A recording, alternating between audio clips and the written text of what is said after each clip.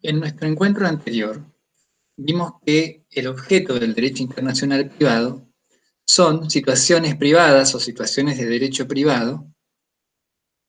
En el caso que analizamos, era un contrato de transferencia de un jugador de fútbol, pero pueden ser tantas otras situaciones de derecho privado, en tanto tengan elementos relevantes extranjeros o multinacionales. Por ejemplo, en el caso que analizamos, el domicilio de los clubes en distintos estados, el lugar de prestación del servicio del jugador, el lugar del pago del pase y tantos otros elementos que constituían a ese contrato en un contrato multinacional. Y también analizamos cómo para analizar esa situación jurídica necesitábamos determinar distintas cuestiones, como la jurisdicción internacional, el derecho aplicable y la cooperación judicial internacional. Hoy vamos a prestar atención a las normas que necesitamos para resolver esa situación de derecho privado con elementos extranjeros. Una primera clasificación de estas normas puede distinguirlas entre normas de jurisdicción, es decir, aquellas que determinan al tribunal con competencia para resolver una eventual controversia, como vimos en el caso la jurisdicción arbitral de la FIFA por lo que establece el reglamento, o el artículo 2650 del Código Civil y Comercial, que establece la jurisdicción en los casos de contratos internacionales.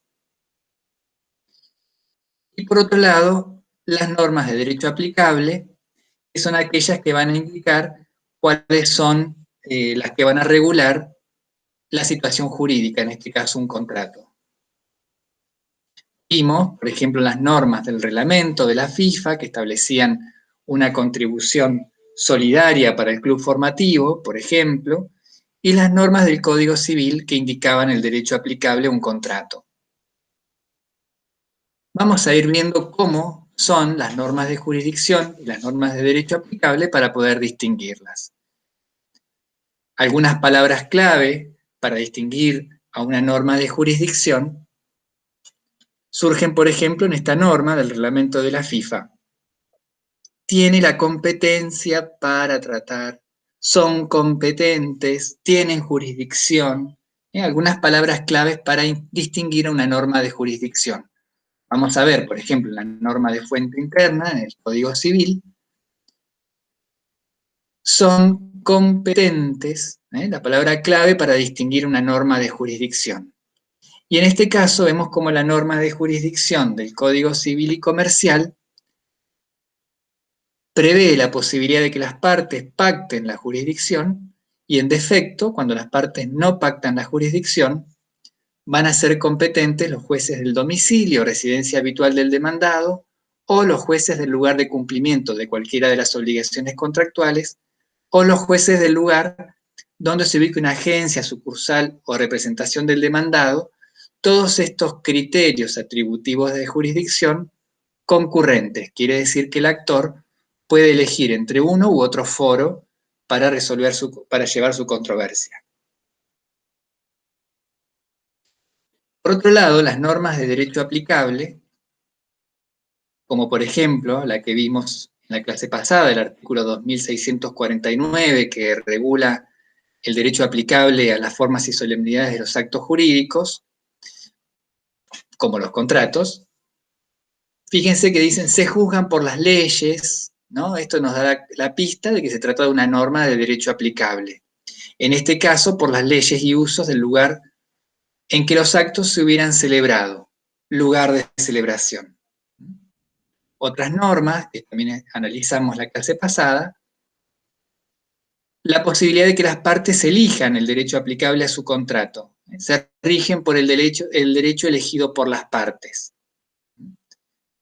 Y en defecto, en los casos en que las partes no eligen el derecho aplicable, el contrato se rige por las leyes y usos del lugar de cumplimiento. Normas de derecho aplicable. Todas las normas tienen un tipo legal o un supuesto de hecho, el objeto de la regulación, y una consecuencia jurídica, la regulación. Las normas de derecho internacional privado se distinguen porque en su tipo legal, es decir, la situación jurídica regulada, se trata de una situación de derecho privado, por un lado, y asimismo tiene elementos multinacionales. Por ejemplo, un matrimonio puede tener el lugar de celebración en el extranjero, y esto lo va a tornar una situación jurídica de derecho privado con elementos relevantes extranjeros. Un contrato que tenga su lugar de cumplimiento o su lugar de celebración, o los domicilios de las partes en distintos estados. Un accidente de tránsito que, por ejemplo, ocurra en otro estado, o entre personas domiciliadas en distintos estados.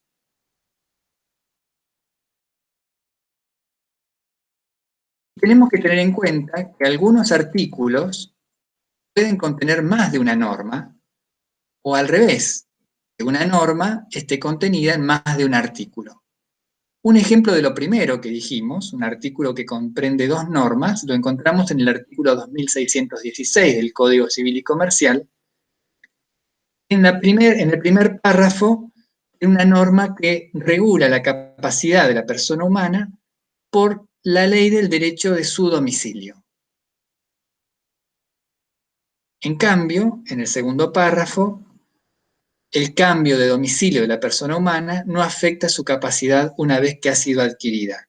Vemos que son dos supuestos, dos tipos legales distintos.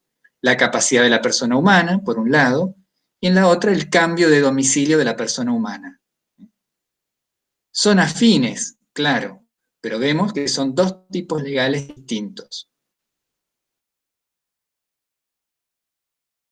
Ahora le prestábamos atención al tipo legal. Veíamos que en el tipo legal las normas de derecho internacional privado tienen un elemento extranjero. Ahora le vamos a prestar atención a la consecuencia jurídica, porque según el contenido de la consecuencia jurídica, las normas de derecho aplicable tienen una clasificación. En primer lugar, podemos distinguir entre normas materiales o directas y normas de conflicto o indirectas. Las normas materiales o directas tienen la regulación en la consecuencia jurídica. Es decir, que si vemos la consecuencia jurídica, encontramos la solución material a la situación de hecho que plantea el tipo legal. En cambio, las normas de conflicto o indirectas no tienen una solución material en la consecuencia jurídica, sino que remiten a un ordenamiento jurídico, que puede ser el propio o un derecho extranjero, que va a ser el que va a resolver, el que va a dar la solución material a la situación contenida en el tipo legal. Vamos a ver cómo es una norma material para distinguirlas. Ese segundo párrafo del artículo 2616 que veíamos antes es precisamente un ejemplo de una norma material. Fíjense que a esa situación jurídica, el cambio de domicilio de la persona humana, la consecuencia jurídica le da una solución directa. Nos dice que la persona no pierde la capacidad adquirida por el cambio de domicilio. El tipo legal, cambio de domicilio de la persona humana, no afecta su capacidad una vez que ha sido adquirida. Nos da la solución directamente. La regulación material se encuentra directamente en la consecuencia jurídica. No hay remisión a otro derecho. En cambio, en las normas de conflicto o indirectas,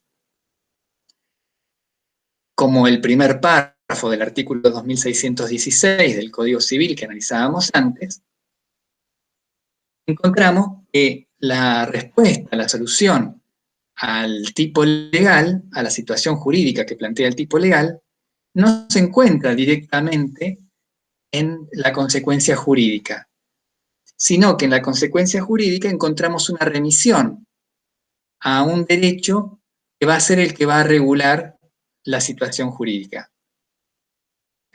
Entonces la regulación material se encuentra indirectamente por la remisión que la consecuencia jurídica hace a un ordenamiento jurídico, en este caso, el del domicilio de la persona humana.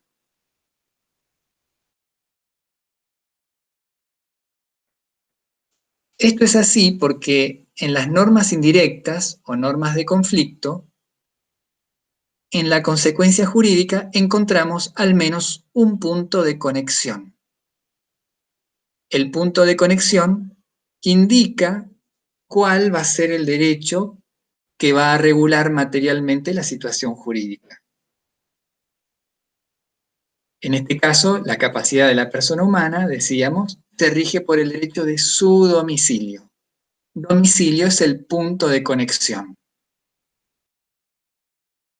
El punto de conexión es un elemento técnico que tienen las normas de conflicto o normas indirectas y que en forma indeterminada y abstracta designan, indican el ordenamiento jurídico que regulará la situación jurídica. Por ejemplo, la capacidad de la persona humana. Según dónde se concrete, se realice el punto de conexión, en este caso el domicilio, va a ser el derecho aplicable a la situación jurídica. Si el domicilio, la persona humana, lo tiene en Brasil, va a ser la ley material de Brasil la que va a determinar su capacidad. Quiere decir que se aplica el derecho del lugar donde se concreta el punto de conexión, es decir, donde en el caso concreto la persona humana tiene su domicilio.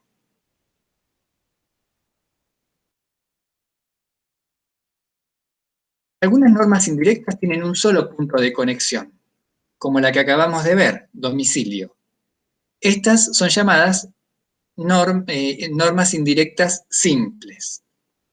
Tienen un solo punto de conexión. Pero otras normas indirectas tienen más de un punto de conexión. De acuerdo a cómo se vinculen los puntos de conexión, van a ser llamadas según una subclasificación de las normas indirectas. Acá vemos la norma contenida en el artículo 2652 del Código Civil y Comercial, que es una norma de conflicto, es decir, tiene puntos de conexión, que indican el derecho aplicable a un contrato. Entonces dice el artículo, en defecto de elección por las partes, el derecho aplicable se rige por las leyes y usos del país de lugar de cumplimiento. En caso de no poder determinarse el lugar de cumplimiento, el contrato se rige por las leyes y usos del país del lugar de celebración.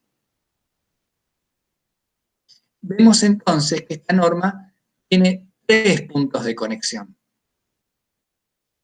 La posibilidad de que las partes elijan el derecho aplicable al contrato, es decir, la autonomía de la voluntad.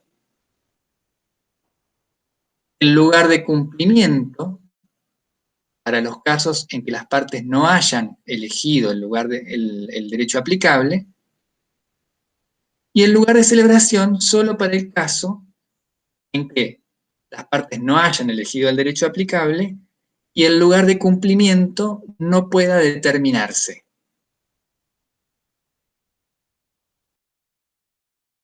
Quiere decir que si las partes eligen el derecho aplicable, se aplicará ese derecho sin importar el derecho del lugar de cumplimiento.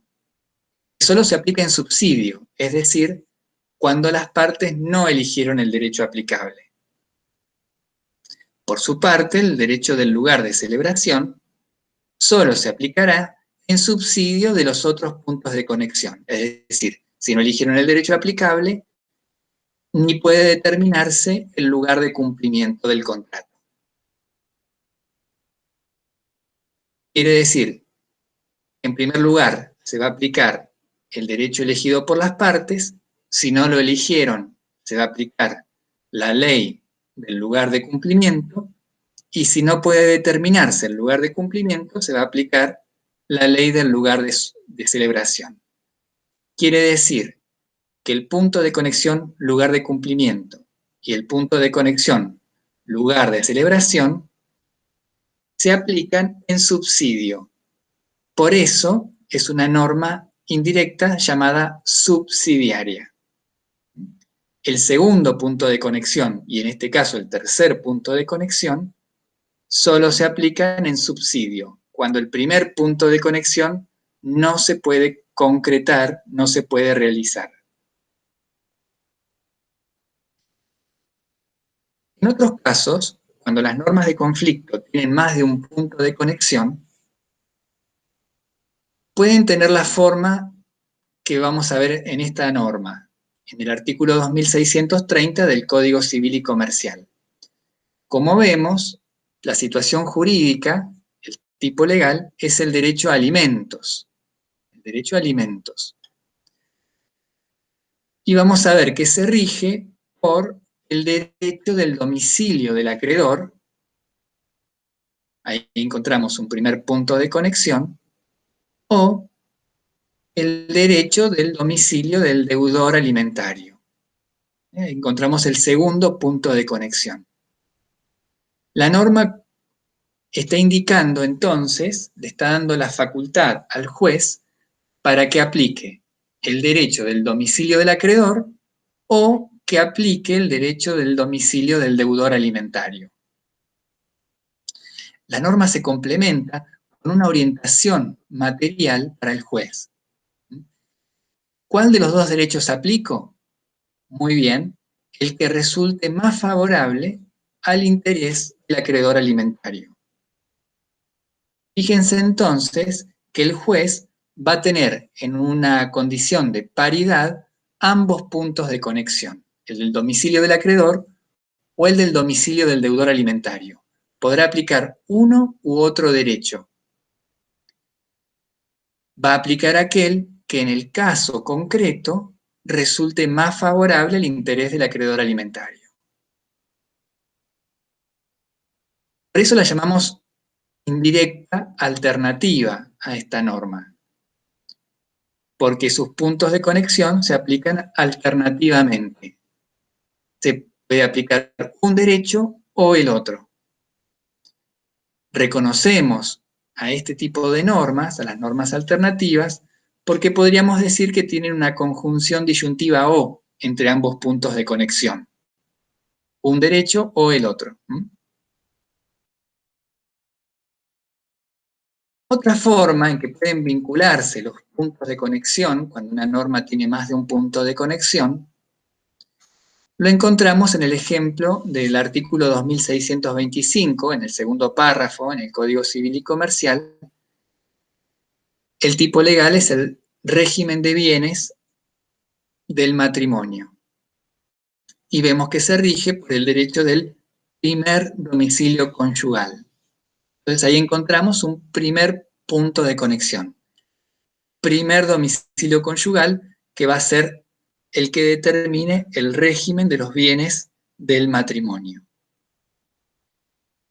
Pero continúa la norma aclarando que la ley del primer domicilio conyugal se va a aplicar a todo lo que tenga que ver con el régimen de bienes del matrimonio, excepto lo que, siendo de estricto carácter real, no esté prohibido por la ley del lugar de situación de los bienes.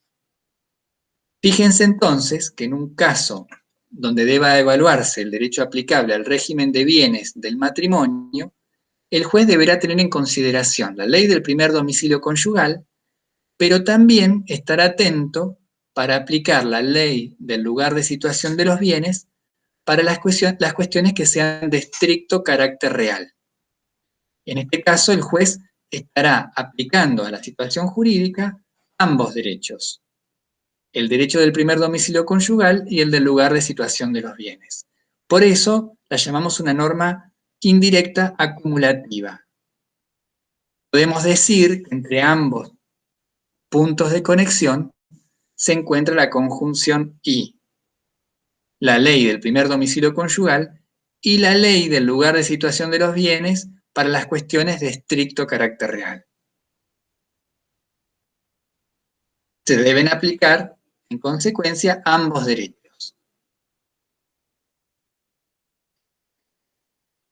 Es decir, que las normas de derecho aplicable pueden ser directas o materiales, indirectas o de conflicto, es decir, cuando en la consecuencia jurídica tienen uno o más puntos de conexión. Y también encontramos a las normas de policía o de aplicación inmediata. Vamos a conocer de qué se tratan estas normas de policía o de aplicación inmediata. Y un ejemplo lo encontramos en el artículo 124 de la Ley General de Sociedades. Para interpretar a esta norma, tenemos que tener presente que algunos artículos antes, el artículo 118 de la Ley General de Sociedades, regula el derecho aplicable a las sociedades comerciales por la ley del lugar de su constitución. Quiere decir que las sociedades comerciales se rigen por la ley del lugar de constitución. Pero este artículo, el 124 de la Ley General de Sociedades, en algunos casos nos dice que no va a tener en consideración la ley del lugar de constitución, sino que, aunque esté constituida en el extranjero, le va a aplicar el derecho argentino.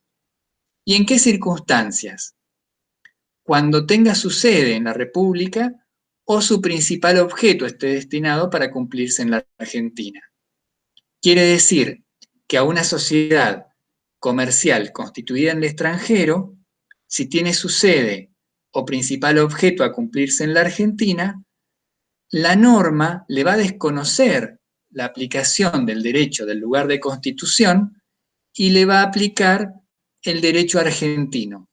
La va a considerar como una sociedad argentina, como una sociedad constituida en la Argentina. No obstante que el elemento extranjero, en este caso, el lugar de constitución, indica como aplicable ese derecho, el del lugar de constitución, excepcionalmente, por un interés particular del Estado, se regula la situación jurídica por el derecho material local.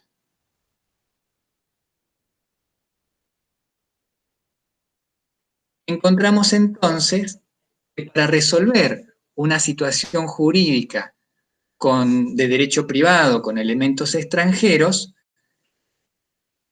acude una pluralidad de normas. Encontramos normas de jurisdicción, aquellas que determinan la jurisdicción, la competencia de un órgano que va a resolver una controversia, y las normas de derecho aplicable.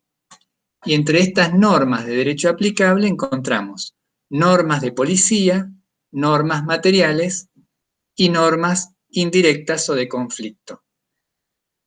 Y esto obedece a distintos métodos normativos. El método conflictualista, que se expresa en normas de conflicto, normas indirectas, fue por muchas décadas el método por excelencia característico del derecho internacional privado. Pero en las últimas décadas ganó terreno el método sustancialista que elabora normas materiales. De hecho, en muchas materias, hoy encontramos convenciones que directamente ya no tienen normas de conflicto, sino tienen solamente regulaciones materiales, normas materiales. Un ejemplo es la Convención de Viena de 1980 sobre los contratos de compraventa internacional de mercaderías.